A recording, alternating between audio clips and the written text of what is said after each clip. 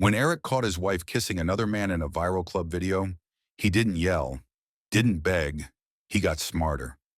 She crafted a redemption story online, casting him as the villain, but she never saw his quiet revenge coming, one that would unravel her perfect narrative piece by piece. Eric always believed quiet love was strong love. He built his marriage on showing up, staying steady, doing the small things right, even when no one noticed. And for a while that worked until it didn't. That night he stood in the kitchen, barely holding it together, watching Lacey snap shut her red clutch, the one she only pulled out when she wanted to be noticed. She announced she was going to Pulse Lounge like she was heading into a boardroom battle, not a party. When Eric raised concerns, her eyes rolled hard enough to dismiss not just the question, but him entirely. "It's just a party, Eric. You sound like someone's paranoid uncle." He tried to keep calm. "You know what kind of crowd that place attracts? That's not a networking mixer. It's a showcase for people looking to trade rings for room keys." She grabbed her coat, slow and deliberate. "It's a corporate celebration. I earned this. But you wouldn't get that. Being stagnant is your comfort zone." The words hit harder than he expected. Eric tried to de-escalate, suggested a quiet night in, her favorite Thai, something to laugh at on Netflix. She laughed, cold, dismissive. "You think Pad Thai fixes everything? You're an embarrassment." She gestured around their apartment like it was a crime scene. "This is what you're proud of?" Then she left. He didn't move. The sound of her heels faded down the hallway, but the silence she left behind stayed sharp.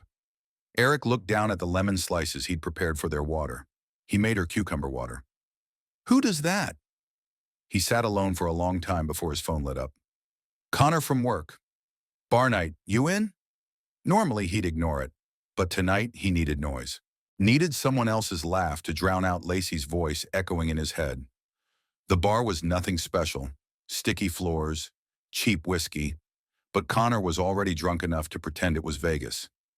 Eric slid into the booth and let the noise take over.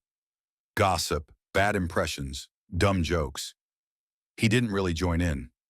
His mind was still in the kitchen. That's when he saw her. Mia wasn't glamorous. She was behind the bar laughing with the other staff, moving like the chaos didn't touch her. Then she was out dancing with a coworker. Nothing showy, just joy with no audience. She didn't perform. She just was. Connor elbowed him. "You alive in there?" "You've been staring." Eric brushed it off. "Just watching." Connor grinned. "Go talk to her. Worst thing she says is no." He wasn't going to. He was still technically married, but Mia caught him looking and smiled. Not flirtatious, more curious. She walked over while he pretended to pick a song on the jukebox. "You look like a man trying to solve a crime with jazz music," she said. He laughed, his first real laugh in weeks, introduced himself. She just said, "Mia," and tilted her glass. "You here alone?" "Sort of." She didn't push. That's my favorite answer. They talked about everything and nothing. TV shows, her old dog, a guy at the bar who looked like he lost a bet with fashion itself. She didn't ask about his marriage. He didn't volunteer. Later they walked, through alleys and side streets. She danced across a puddle like it was a stage. They ended up in front of his building. She didn't ask to come in. He didn't offer. They sat on the steps. She hugged her knees. He leaned back and looked at the sky. "You seemed sad earlier," she said. "Now you just seem quiet." He didn't explain. Just said, "Thanks for not asking too much." She smiled. "Anytime, stranger," then walked away. It felt good to be seen without being dissected, but peace doesn't last when you're married to a woman like Lacey. He turned toward the door, and there she was. She flung it open before he could reach for his keys, arms crossed, her expression sharp enough to cut steel. "Well, this is what we're doing now?" Mia stepped back. "I was just leaving." But Lacey wasn't looking at Mia anymore. "You brought her here? To our house?" Eric tried to speak, but she kept going. "You gave me a whole speech last night about morals and respect, and this is what you were doing." "It's not what you think," she spat. "You expect me to believe this is just coincidence?" Mia turned to him. "I should go." He nodded. "Thanks for the walk." She didn't say anything else, just left. Lacey stepped aside to let him in, not out of grace, like someone opening a trap. The door slammed shut behind him. He hadn't done anything wrong, but it didn't matter. In her eyes, she already had her villain, and now she had a story. Eric didn't try to defend himself. Not really. He knew it wouldn't matter. Lacey stood in the hallway like she was waiting for a cue. Her voice rose, sharp and clear. "You humiliated me." "I didn't cheat," he said quietly. "You brought someone home. That's enough." He tried to explain that nothing happened, that Mia was just a stranger who listened. But Lacey wasn't interested in details. She was building something bigger, a story, one where she was the wrong wife, holding everything together. The next few days confirmed it. She cried on speakerphone to her sister while Eric was in the next room, said things like, "I don't know who he is anymore." Called her mom, who rang Eric to say, "Lacey's heart is shattered. Do you even care?" He said nothing. What could he say? That he spent an hour talking about pickles and old sitcoms with someone who treated him like a person? The guilt set in, not because he'd done something wrong, but because Lacey made sure he felt like he had. Then came the shift. She started softening, sitting beside him on the couch, laying her head on his shoulder, whispering things like, "I just wish I had something to remind me you still care." He missed the signal at first, but when she casually left her phone out with the cracked screen visible for a week, when she accidentally opened a jewelry website on her phone while sitting next to him, he understood. It wasn't a reconciliation. It was a transaction. That Friday, he bought her a new phone and a ring, simple gold with a bit of sparkle. She gasped like it was a proposal. She posted a close-up that night. No names, just the ring. The caption read, "Some people actually fight for what they love." Comments rolled in.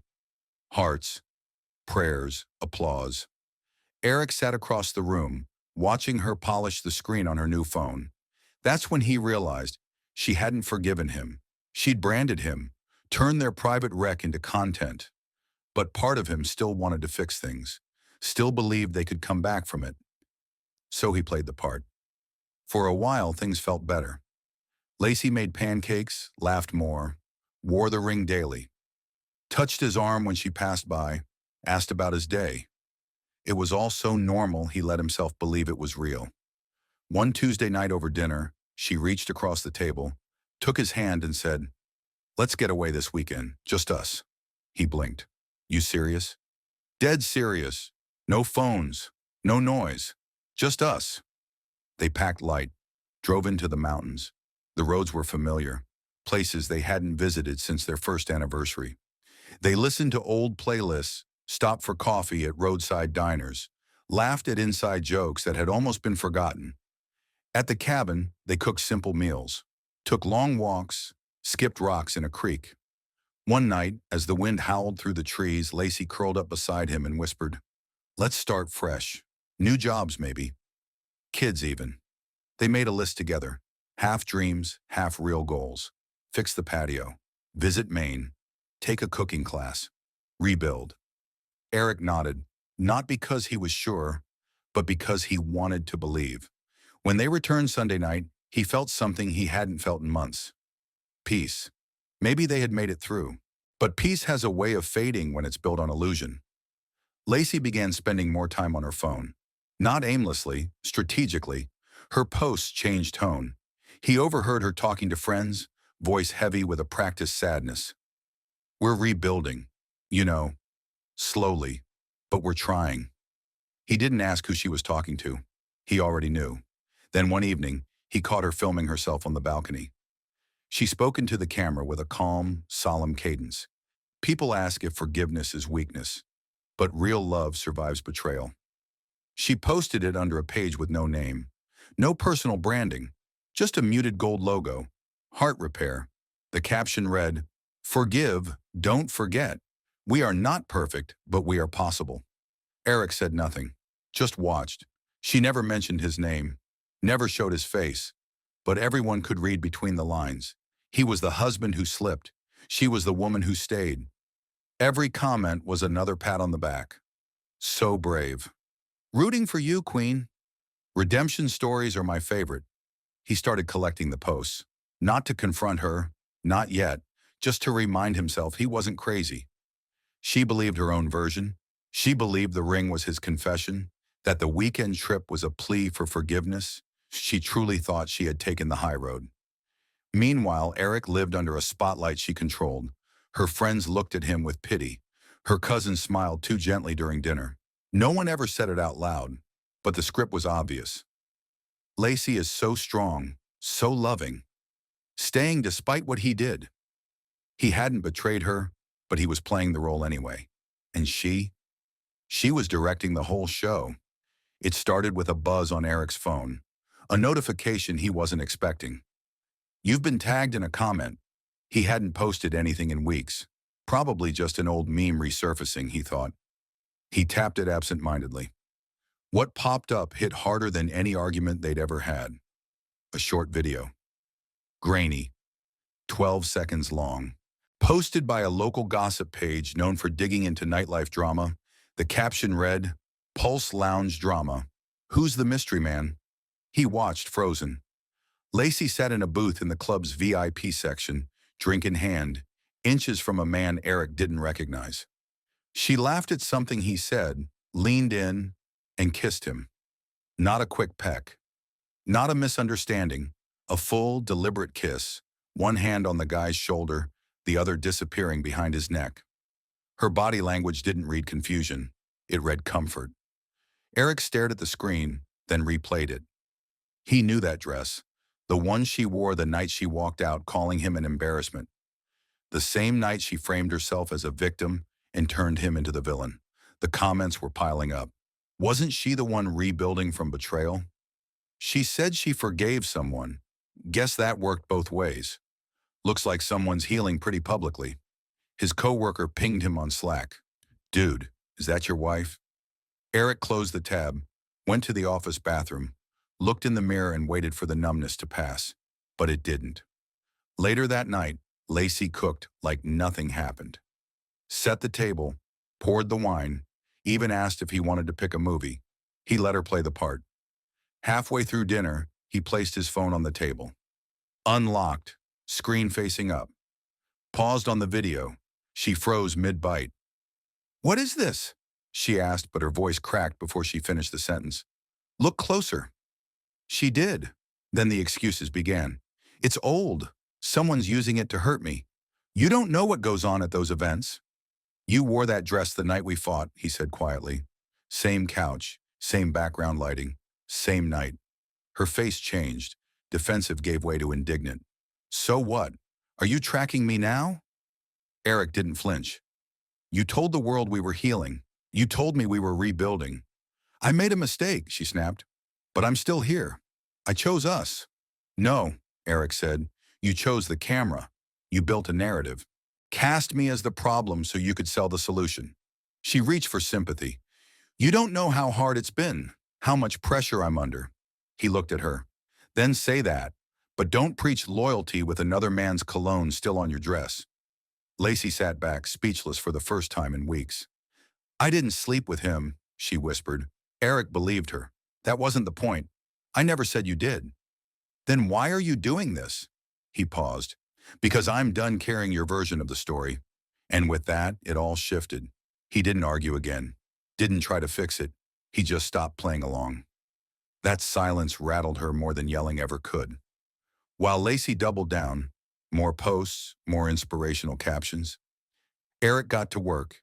He met with a lawyer, Boyd, the kind who dealt in facts, not feelings. "She'll deny it," Eric warned. "She can deny all she wants," Boyd replied. "This isn't theater, it's documentation." They built a case. Eric opened a separate account, transferred funds legally, took photos of valuables, recorded Lacey's public posts, screenshotted captions, archived stories, tracked every contradiction between her online persona and her real actions. It wasn't revenge. It was survival. Meanwhile, Lacey kept filming, kept talking to strangers about forgiveness and betrayal. One day, Eric caught her mid-recording. She didn't see him in the hallway. Her voice, soft and solemn, said, "Forgiveness isn't weakness. It's choosing to stay, even when you have every reason to walk away." She posted it with the caption, "It's not about what they did. It's about what you choose to do next. Her audience applauded, called her strong, brave, unbreakable. She believed it. And that's what Eric found most dangerous. Not that she lied, but that she genuinely thought it was true. She wasn't preparing for a divorce. She was performing for an audience. But Eric wasn't preparing for revenge either. He was preparing for freedom. Court doesn't care about likes, followers, or poetic captions. It cares about documentation, timestamps, and who brings the better evidence. Or so Eric believed. The hearing was brief, quieter than expected.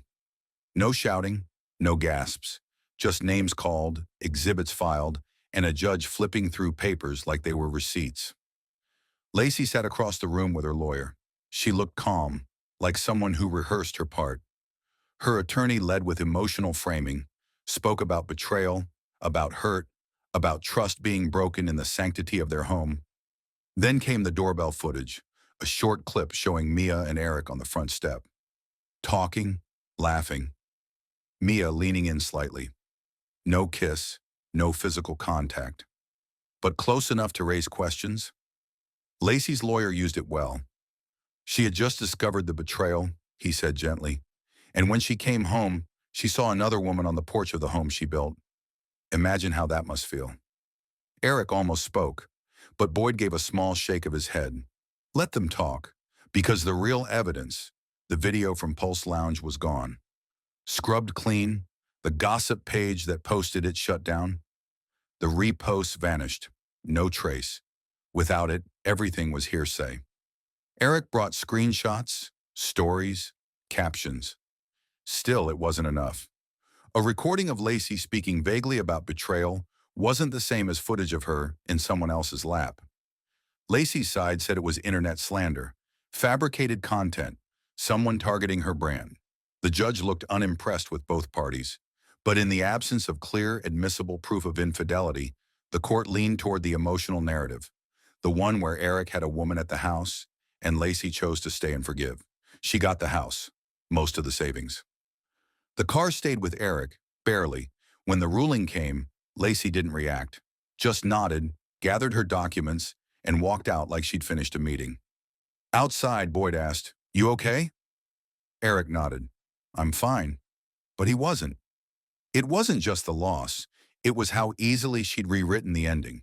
He had the truth, but she had the better story. A week later, Eric returned to collect the last of his things. He texted ahead. No response, just a read receipt. He expected silence. What he didn't expect was to see him, the man from the Pulse Lounge video, opening the door. "Hey," the guy said, almost polite. "You must be Eric." Eric said nothing. "She's upstairs. Figured it'd be less awkward if I let you in." Eric walked past him. The house looked the same, but it wasn't. It felt occupied by someone else now. Boxes lined the hall. Labeled. Neat. Final. "I double-checked," the man said. "Everything's yours." Eric scanned the boxes. Kitchen items. A few books. A coat. His life reduced to cardboard and tape. The man bent down to lift one. "I can help you carry these." Eric watched him move. Confident, comfortable, like he'd already been living there. Like he knew where the extra trash bags were stored, or how Lacey liked her coffee. Eric followed him outside with a box of his own. It wasn't heavy, but it felt like something was shifting under its weight. Lacey never came downstairs. Not to say goodbye, not to gloat, not to explain. Maybe she thought seeing him, the replacement, was explanation enough. As the last box was placed into the car, the man held out a hand. "No hard feelings, man." Eric didn't take it, didn't insult him either, just nodded. Got into his car. Closed the door. He looked up once more at the window that used to be his. A shadow passed behind the glass. She was watching, but she didn't wave. He started the engine and drove. No anger, no heartbreak, just stillness. The kind of quiet that comes when there's nothing left to salvage, and no interest in trying. Eric didn't go back to the old apartment again. He didn't need to. What mattered was already settled. Not in court, not online, but in how he walked away without taking the bait. In the weeks after the move, he stayed silent. No cryptic posts, no retaliation. He let Lacey keep her story and her spotlight. She doubled down, of course, posted more quotes, talked about healing, posted staged moments with someone just out of frame, always suggesting strength, never revealing the full picture. Her audience bought it. They liked her strength, her grace under pressure, the way she'd overcome betrayal. She never mentioned Eric by name, but the message was always the same. She stayed. He strayed. She forgave. He failed. But Eric didn't correct the record. He had already learned something critical. The truth doesn't need to be broadcast to be lived. He focused on rebuilding, not to prove a point, but to regain clarity. He stayed in a modest one-bedroom outside of town, bought secondhand furniture, took morning walks, went to work on time. He didn't change his phone number, but he stopped waiting for it to light up with apologies or explanations. Lacey's friends, the ones who had once thrown him pitying glances across dinner tables, unfollowed him one by one. He didn't mind. They weren't losing him. They were losing the version of him she had written. Months passed. Then one afternoon he ran into Mia again, this time at a bookstore downtown. She was flipping through a travel guide, frowning at the maps. He hesitated, then walked up. "Looking to disappear?" he asked. She turned, surprised, then smiled.